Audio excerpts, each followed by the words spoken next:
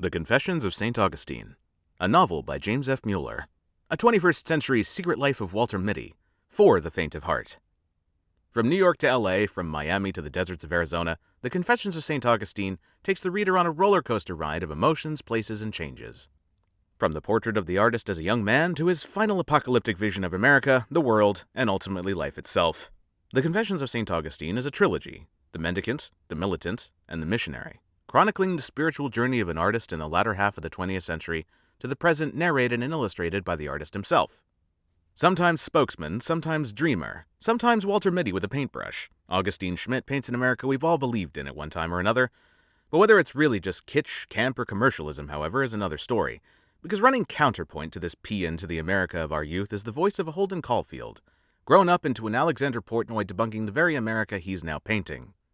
Masking his talent with a wise guy facade, he finds more justification making chaos out of order than order out of chaos. Thus the title of the first section of the first novel, Portrait of an American Wise Guy. And here's where it gets complicated. Of course, as you can see by the paintings here, I haven't quite gotten there yet. Man's acquisitiveness keeps popping up its ugly little head, what between its fancy threads and the cheetah. It's not an easy concept to carry out. One look at all the worthless crap in my apartment alone is evidence of that. The worthless crap even she didn't want. Which wasn't much.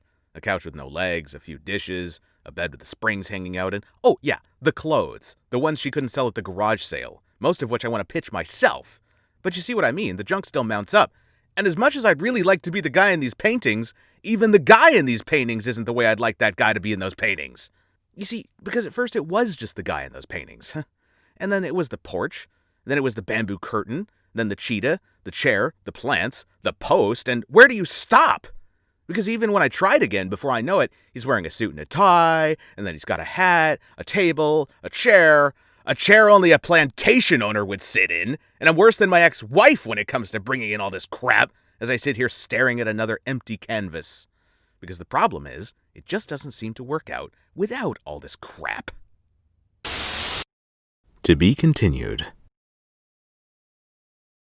The Confessions of St. Augustine. Now available on Amazon.com.